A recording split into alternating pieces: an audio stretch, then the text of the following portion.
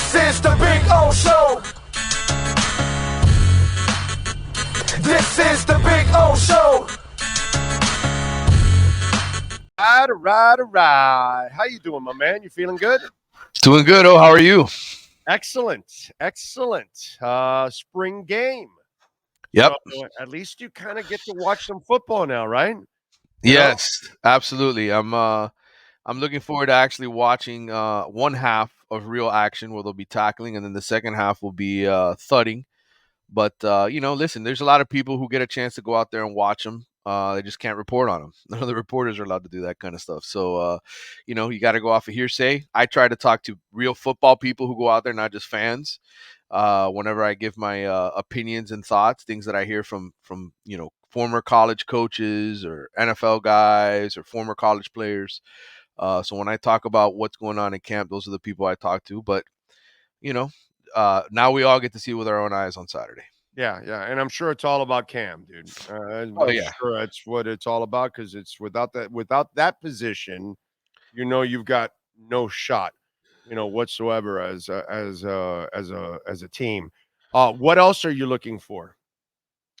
Well, sorry about that. Oh, I got a little sneeze there. I'm looking for the defensive backs. I think that's a major area of I don't want to say need, but certainly questions going into the season. You have to replace your two starting safeties in James Williams and Cam Kitchens.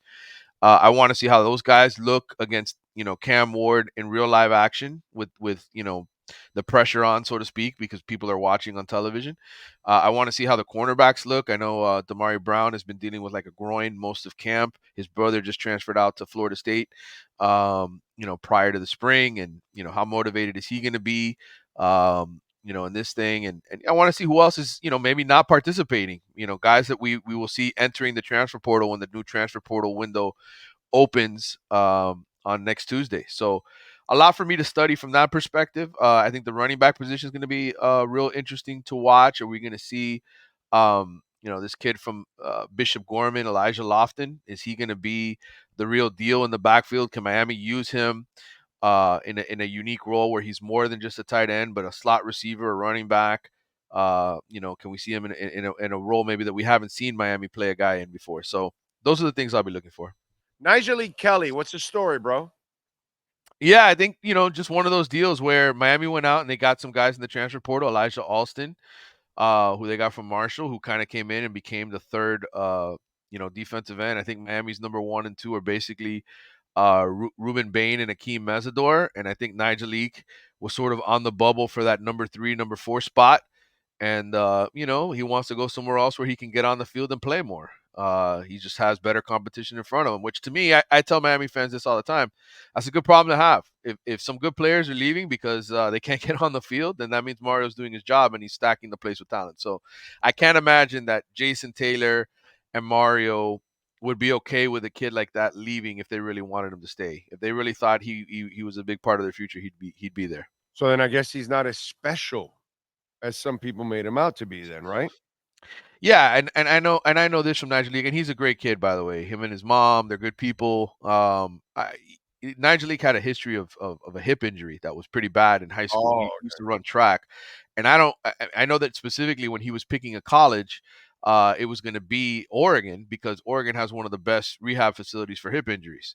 So I don't know if at any point he's had another hip injury since he's been at Miami. But I think, part of it is staying healthy, right? Being able to remain on the field, and maybe he's going somewhere where he can get better help for that and get more opportunities to play. So I just wish the kid the best. He's a good kid. I just think, Mario he's got to take a step up in year 3, and Nigel Kelly's coming off an injury that cost him the second half of last season, and you got to move on. You got to move on to the guys that can help you.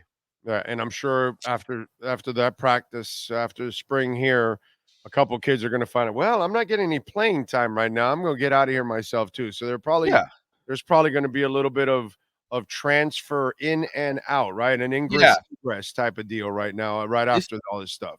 This is the new world of college football, and people just aren't used to it, right? We haven't had too many situations like this in the past where you're going to see mass exodus both ways, coming in and out, and it's the new world of college football free agency, and I think Mario is looking to upgrade. I think he's just looking to upgrade and win and get the best team on the field, and whatever it takes, that's what they're going to do. It's crazy stuff, man. All right. What are you working on in the athletics so folks can check you out, my friend? Well, I just put out a big piece today on Cam Ward, Max Olson, who's one of the best writers we have at The Athletic, one of our national guys. He does great work with the transfer portal. He and I wrote a big story on Cam Ward and just sort of the whole decision-making process and ending up at Miami. I personally, both Max and I thought that his first choice was Florida State. We thought he wanted to go in and replace Jordan Travis.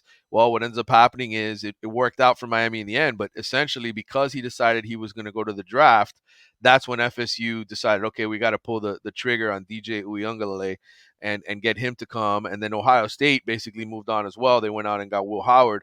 And Miami was like, well, I guess we're going to Reese Boffenbarger. And it just so happened that during his 2 weeks in Jacksonville, while he was training for the NFL draft, Cam thought about it. And, you know, the guys at the QB academy that he was working with told him, like, look, man, if you want to be a day one guy, you have to go back to college. There's nothing we can do here to help you. This is a loaded quarterback draft. You're better off going back. And so our story is just about that, kind of what happened behind the scenes with Cam. And, you know, you want to get the inside scoop on Cam Ward, not just what he said yesterday, but some stuff him and his father said to us over the last couple months. Make sure you go to The Athletic and read it.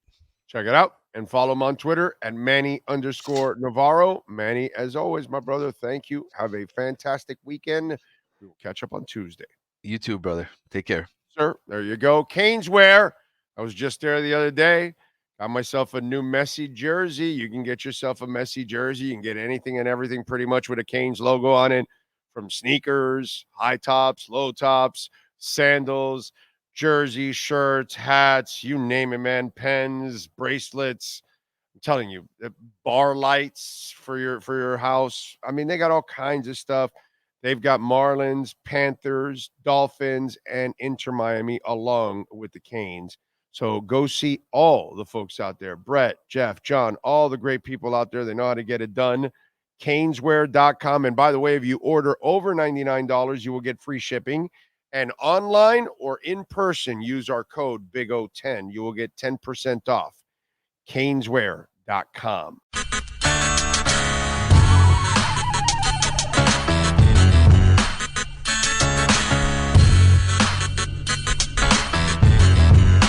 This is the Big O Show. This is the Big O Show.